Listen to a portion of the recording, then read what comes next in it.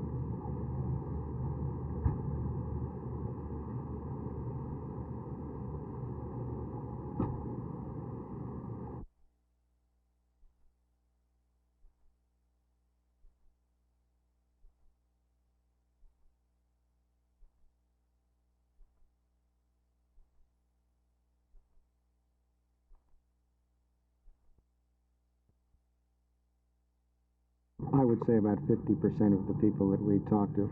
I think many people have a misinterpretation of poverty. I think people have a misinterpretation of what a community action agency is. And they have a misinterpretation of the difference between a community action agency and a traditional welfare system. And I try to take as many opportunities to speak to people as I possibly can.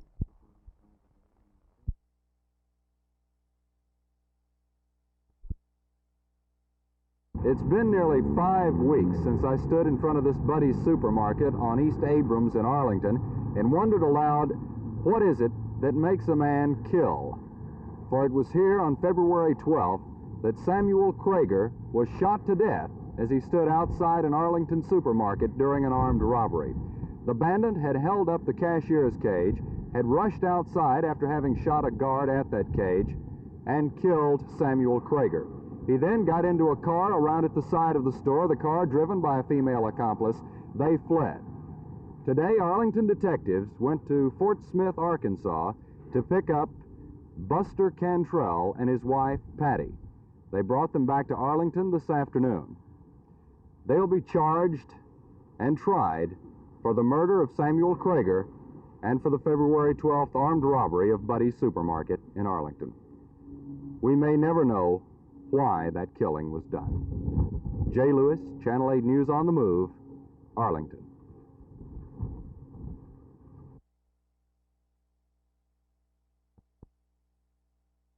How would you feel if you had to ask for money all the time and feel somehow that it wasn't yours, it was your husband's, and you feel guilty about spending it.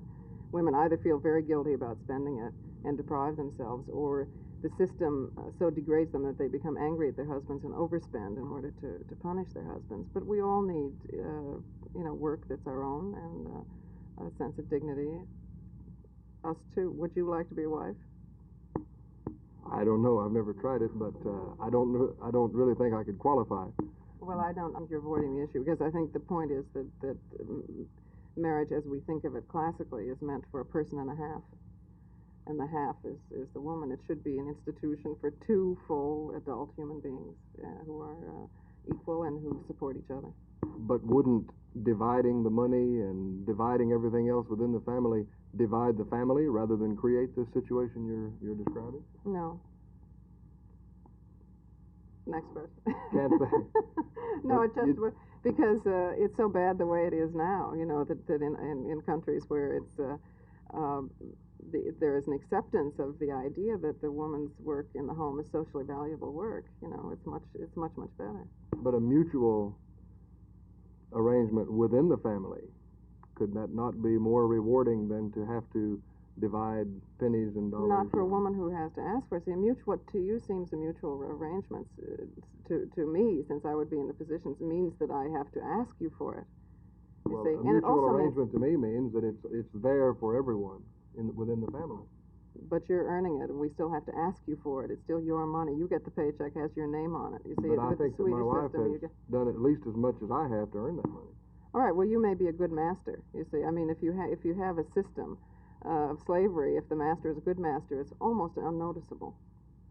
But when it gets would it be better not to get married at all? Well, the way the laws are, yeah.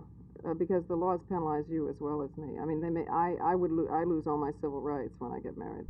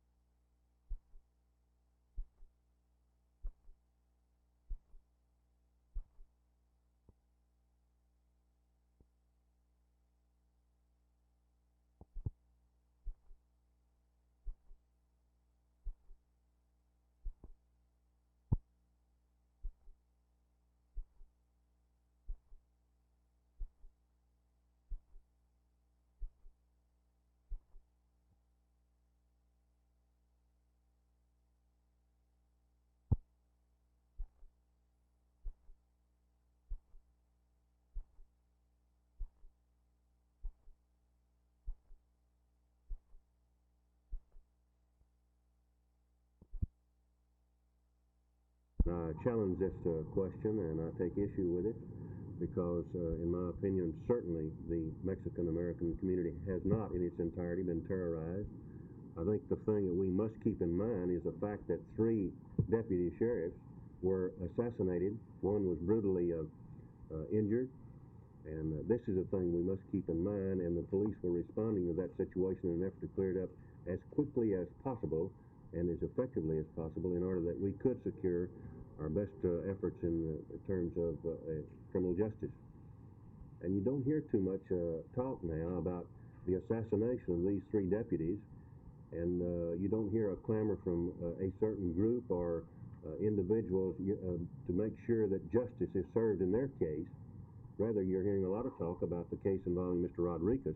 It, too, is a criminal matter in the criminal justice system now, and that process should prevail rather than permitting a lot of people to make statements which in some cases are irresponsible, in my opinion.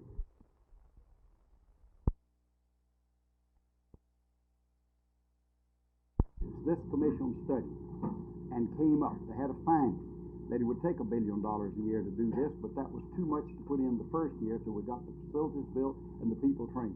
They recommended that we put $360 million in it this first year, $600 million the next, $1 billion in 3 years, and then up till we found the cure. Now let me give you a little relative cost. In that 10 years, when we didn't put the $10 billion in for cancer, we went to the moon for $25 billion.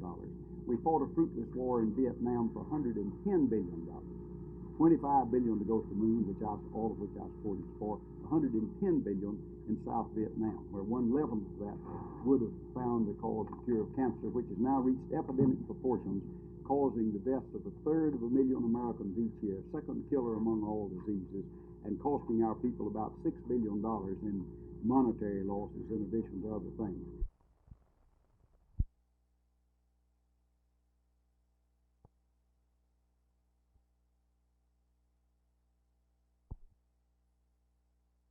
I think the dangers that people speak about have been well foreseen by all those involved in SST development.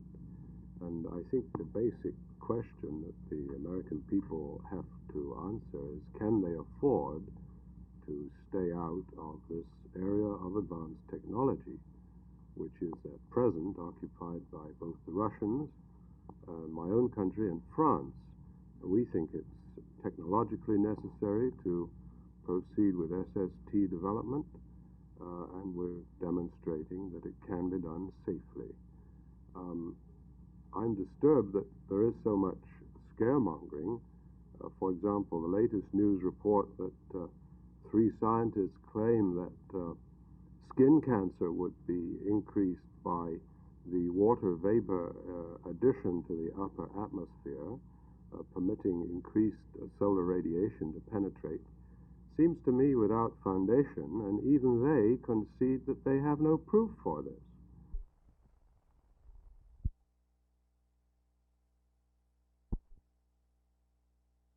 First of all, the major difference is that they are independent candidates.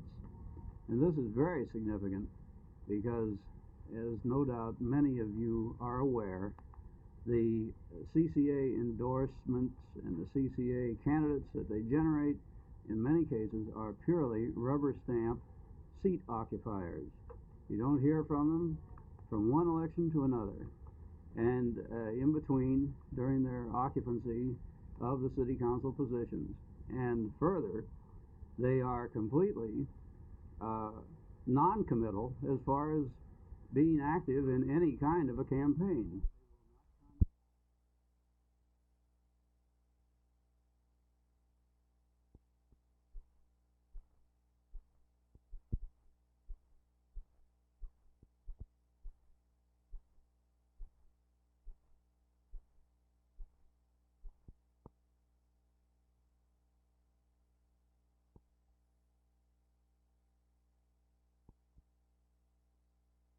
Yes, I built 2 new ones this winter. I just went in business about 2 years ago of building and handling auto racing equipment, and I built about 2 new ones, and of the cars in this area, I guess I'll have about 7 appearing at their local tracks this year. Is the Jim McElreath design, can you compare it with the Zinger or any of the other, or the Bob Hope No, those these custom cars at the show are quite a bit different than the old track racing cars that I build and compete with. But these show cars are really something that people have to see to appreciate. You feel anybody who's not really interested in racing would enjoy themselves just in seeing the unusual cars that will be there? Yes, it's very fantastic. When I was first show out, I appeared with them. Well, I was just busy looking at the cars more than take care of my business, I guess. Every chance I got, I wanted to go look, and it's just always something else to see right around the corner.